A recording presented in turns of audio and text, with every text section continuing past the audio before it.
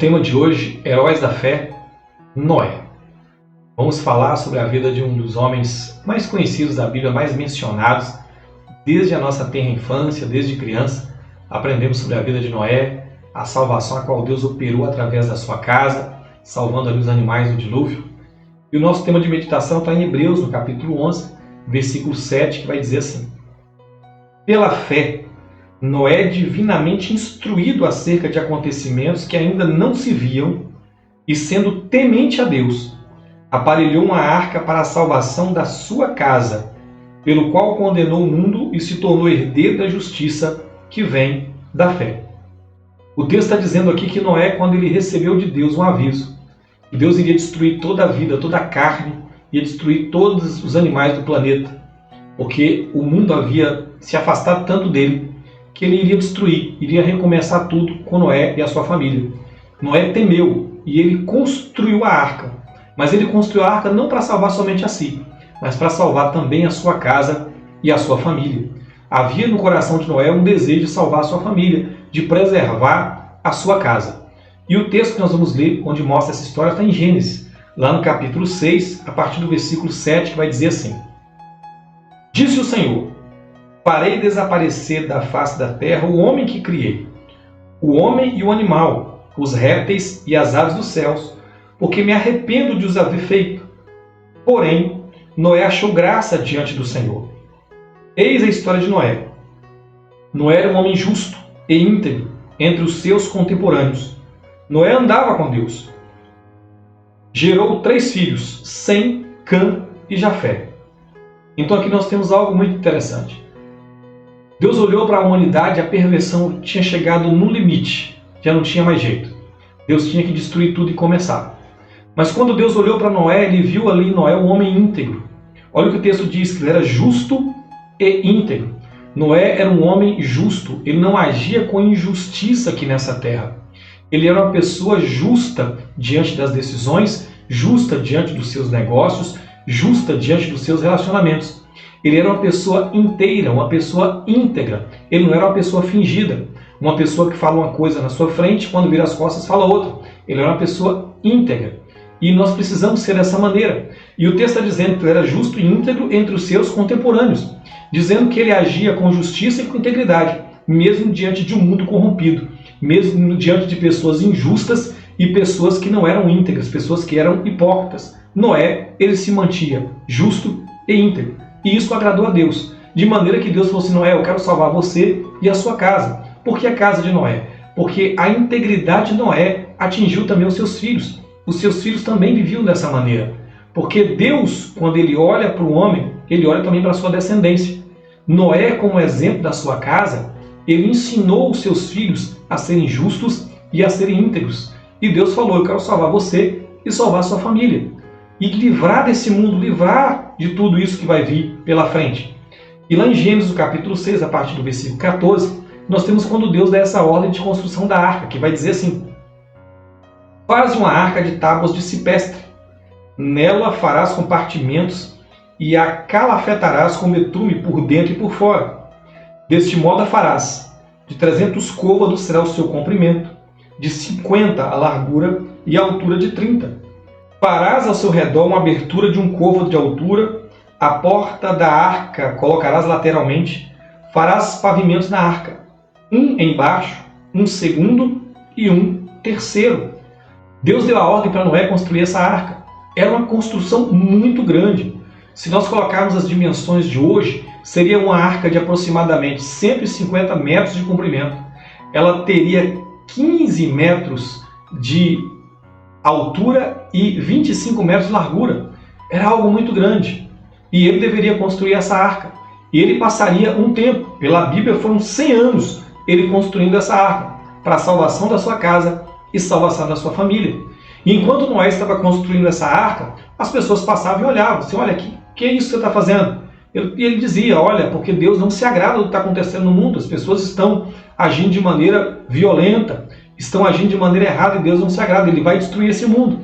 Mas as pessoas não creram nele. As pessoas pensavam assim: mas nós nunca vimos chuva, porque até aquele período não havia chuva, somente o orvalho regava a superfície da terra. E onde Noé estava construindo não tinha mar. Vocês pensavam assim, olha, que chuva é essa, que inundação é essa, você está louco, Noé? Não tem nada disso. E cada um vivia à sua maneira. E sobre isso o apóstolo Pedro disse na sua segunda carta assim, lá no capítulo 2, versículo 5. E não poupou o mundo antigo, mas preservou a Noé, pregador da justiça, e mais 7 pessoas, quando fez vir o dilúvio sobre o mundo de ímpios. Noé anunciava às pessoas, mas as pessoas não creram. Ele pregava a justiça, mas as pessoas não quiseram mudar sua maneira de viver. De maneira que quando veio o dilúvio, levou a todos. Noé fez uma arca para cuidar da sua família, para salvar a sua família, para salvar a sua casa. Em Gênesis, capítulo 6, versículo 17, vai mostrar isso, dizendo assim: porque estou para derramar águas em dilúvios sobre a terra para consumir toda a carne em que há fôlego de vida debaixo dos céus. Tudo que há na terra perecerás. Contigo, porém, estabelecerei a minha aliança. Entrarás na arca, tu e teus filhos, a tua mulher e as mulheres de teus filhos. Aqui Noé entendeu, eu tenho que construir para salvar a minha família. E eu quero fazer uma pergunta para você.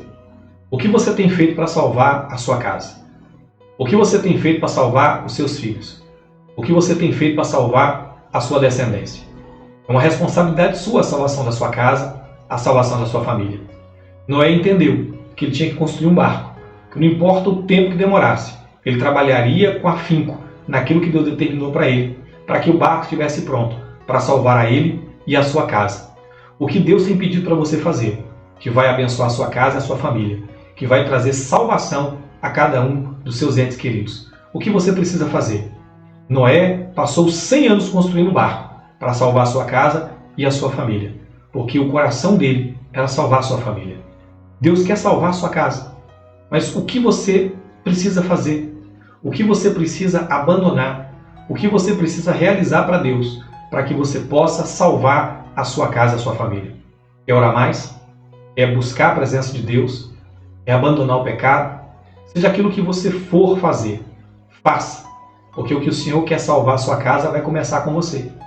Olha o que diz em Atos, no capítulo 16, a partir do versículo 31.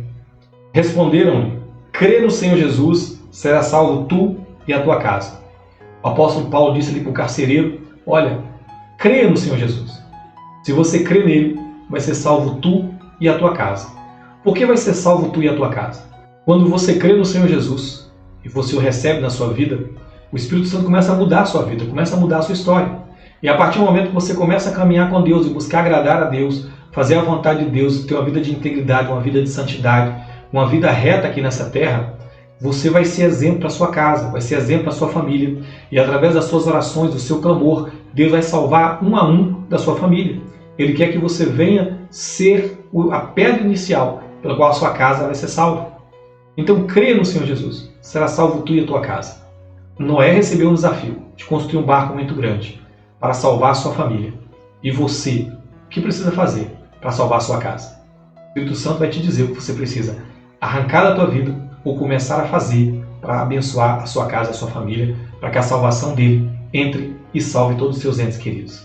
Amém? A vontade de Deus é que todos sejam salvos. Eu quero orar por você, pela sua casa, para que Deus cumpra na sua vida o propósito dele. O propósito que ele tem sonhado realizar na sua vida, que é salvar você e a sua família. Pai, eu quero apresentar em tuas mãos o meu irmão, a minha irmã. Eu quero clamar em favor da sua casa. Assim como ardeu no coração de Noé o desejo de salvar a sua casa quando viu que havia uma sentença de destruição na terra, que o meu irmão, a minha irmã que está me ouvindo nesse momento, que arda no coração deles um desejo de salvar a sua casa, da destruição que virá ao mundo, do fim do mundo, como muitos dizem, que virá sobre essa terra quando o Senhor vier para queimar tudo que está aqui e vai levar para a tua presença, para o novo céu e a nova terra, aqueles que andaram diante de ti, aqueles que creram no Senhor Jesus, aqueles que andaram na tua presença. Espírito Santo, que arda no coração dos teus filhos esse desejo. Eu quero salvar a minha casa, eu quero salvar a minha família. Que eles venham despertar para serem exemplo. Que eles venham despertar para serem usados para salvar a casa deles e a família deles. Porque para isso o Senhor os chamou. O Senhor os escolheu para que através da vida deles, a família deles fossem salva. Para cada um dos entes que deles sejam alcançados através do testemunho de vida deles. Eu oro, Pai, e peço em favor dessa casa, dessa família, que haja salvação, que haja conversão, que haja libertação, que haja restauração, que haja o temor do Senhor no coração dos teus filhos, que eles se lembrem que esse mundo vai acabar e nós precisamos andar na presença de Deus, assim como nos dias de Noé. Noé preparou um barco para salvar a sua casa. Que nós venhamos estar preparados para encontrar com o Senhor. Que nós venhamos a cada momento estar prontos para encontrar com o Senhor na sua vinda. Em nome de Jesus, Pai, eu oro por essa casa, por essa família. E desde já eu agradeço pelo milagre, em nome de Jesus. Amém, queridos.